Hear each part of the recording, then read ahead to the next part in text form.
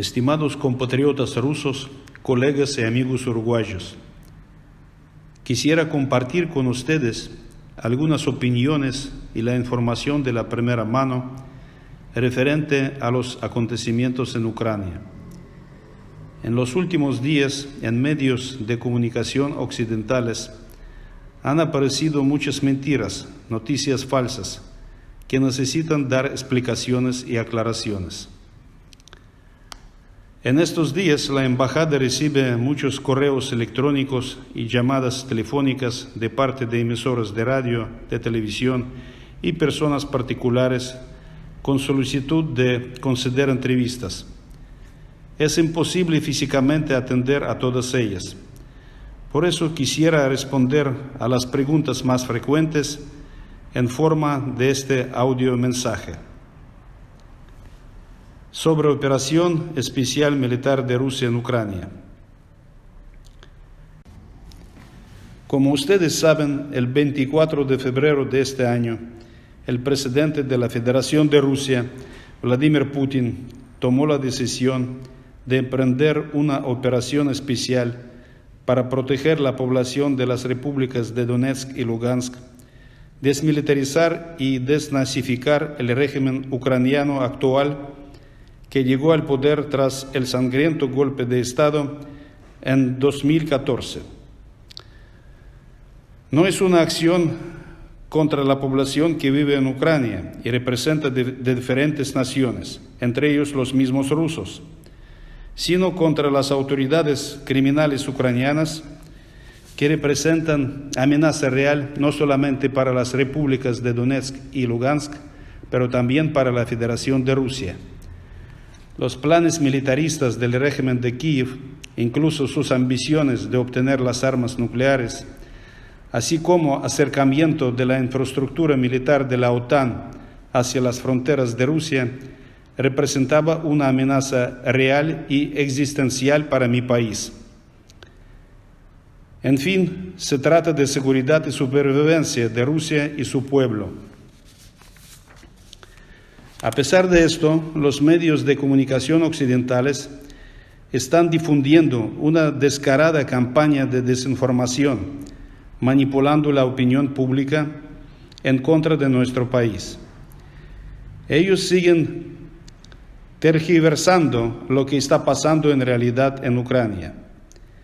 Escuchamos acusaciones sobre bombardeos de barrios residenciales, hospitales, escuelas, jardines infantiles, lo que no corresponde a la realidad. Las fuerzas rusas no realizan ningunos ataques contra la población civil ucraniana. Se usan armas de alta precisión para incapacitar exclusivamente la infraestructura militar del régimen ucraniano. Hay muchos militares ucranianos que ya se rindieron al ejército ruso. El ministro de Defensa de Rusia, Sergei Shoigu, dio órdenes a las tropas rusas a tratar bien y con respeto a ellos. Al mismo tiempo, los nacionalistas ucranianos, que por mayor parte ya no están controlados por el régimen de Kiev, despliegan armas en áreas residenciales y no permiten a los civiles dejar las zonas de conflicto, utilizándolos como escudo humano.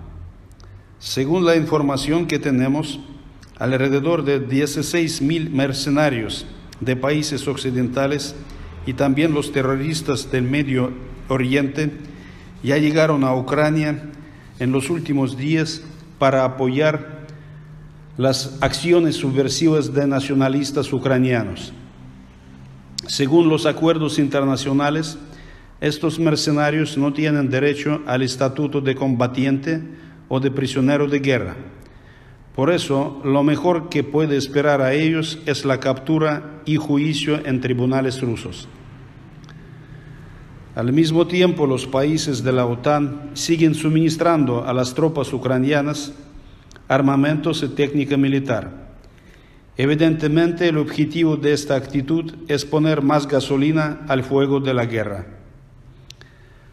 Mientras se continúa la operación militar rusa, los nacionalistas ucranianos no terminan los bombardeos contra la población civil de Donetsk y Donbass y sus alrededores. Solo en los últimos días fallecieron varias personas y decenas fueron heridas. Lamentablemente, sobre estos hechos, los medios de comunicación occidentales prefieren guardar silencio. En los territorios ya liberados por el ejército ruso, la vida se normaliza, la población local tiene acceso a los productos alimentarios y medicamentos. Los problemas graves solo se ven en las ciudades donde las autoridades del régimen ucraniano dieron una orden criminal e irresponsable de entregar armas a los delincuentes que habían sido liberados de las cárceles ucranianas para este fin. Por lo tanto, ahí se observan robos, asesinatos y saqueos. Sobre negociaciones políticas entre Rusia y Ucrania. Rusia está a favor del arreglo político del conflicto. Desde el principio llamamos al régimen ucraniano a terminar la resistencia militar, deponer armas, poner fin al derramamiento de sangre y sentarse a la mesa de negociaciones para llegar a los acuerdos sobre la desmilitarización y desnazificación de Ucrania, así como para tener garantías de su estatus neutral. El 4 de marzo se celebró la segunda ronda de negociaciones entre las delegaciones de nuestros países. Un detalle interesante: sus miembros estrecharon las manos antes de sentarse a la mesa de negociación. Las partes llegaron a comprensión sobre la necesidad de resolver cuestiones humanitarias en intereses de la población civil. Se planeó que el 5 de marzo se abran corredores humanitarios para los habitantes de ciudades de Mariupol y Volnovakha, que quieren salir de las zonas de operaciones militares. Pero el problema es que batallones nacionalistas ya no se obedecen y subordinan al régimen de Kiev y al ejército ucraniano, y no dejan y no permiten a la población civil salir por estos corredores humanitarios.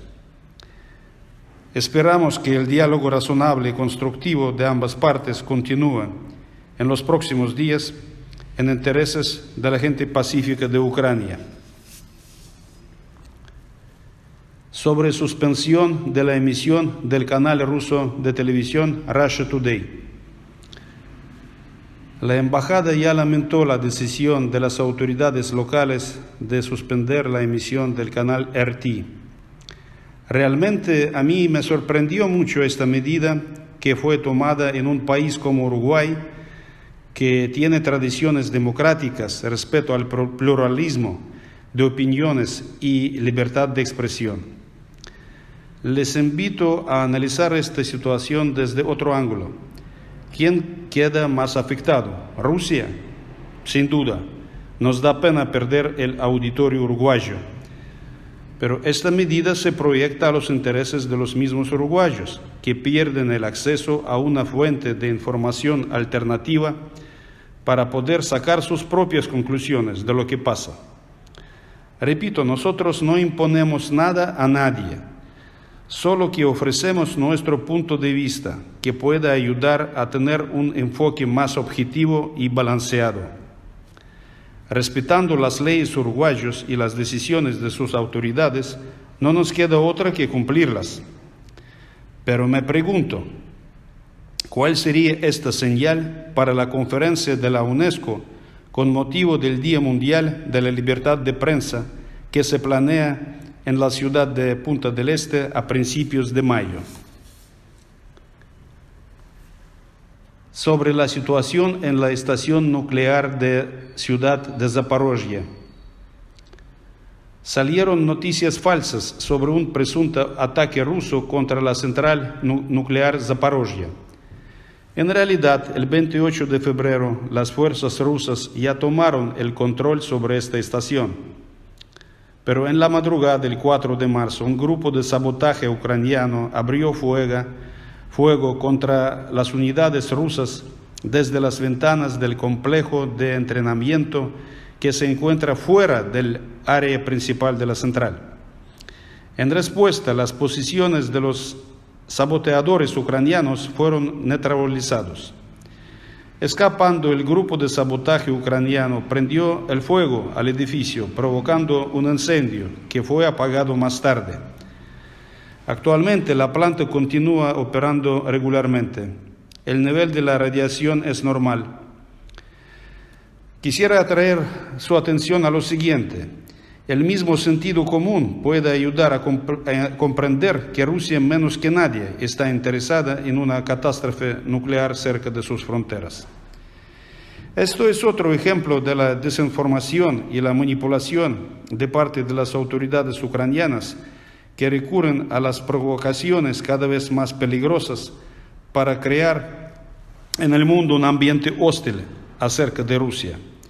Al mismo tiempo, quisiera mencionar la situación en otra planta nuclear conservada de Chernóbil, donde fuerzas especiales rusas y militares ucranianos llegaron a un acuerdo y sin ningún disparo trabajan juntos para garantizar la seguridad de esta central, realizando patrullajes conjuntos. Pero de esta situación los medios de comunicación occidentales prefieren no hablar o ignorar. Sobre las sanciones económicas antirrusas. La Federación de Rusia sufre de las sanciones económicas occidentales desde 2014.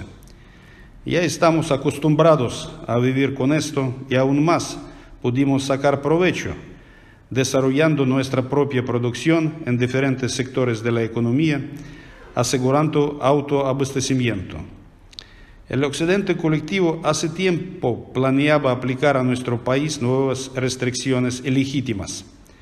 Esta vez como pretexto usó la situación en Ucrania.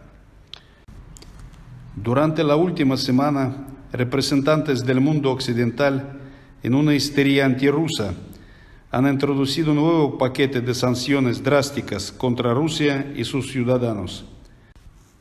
Obviamente preparadas de antemano, como lo demuestra la rapidez y sincronía con que fueron anunciados y aplicados. Estas medidas van a aumentar aún más las tendencias negativas en la economía global. No va a ganar nadie, pero perderán todos. Al mismo tiempo, la mayoría de los estados del mundo, incluso de América Latina, no son partidarios de medidas económicas restrictivas y están partiendo de sus propios intereses pragmáticos nacionales, continuando la cooperación mutuamente beneficiosa con Rusia. En relación con este tema, quisiera recomendar mi artículo titulado «La política de sanciones económicas es el camino a ninguna parte», que fue publicado el 5 de marzo en el prestigioso diario La R. Para terminar mi mensaje, quisiera atraer su atención a que la situación en Ucrania es muy dinámica. Los acontecimientos se desarrollan con mucha rapidez, prácticamente cada hora. Por eso les invito a seguir las páginas de la Embajada de Rusia en redes sociales, en Facebook, Twitter y Telegram. Con esta fuente de información alternativa, ustedes pueden formar su propia opinión. Para nosotros, la tarea más importante es conservar las vidas humanas, proteger la población civil y terminar lo más pronto posible este conflicto.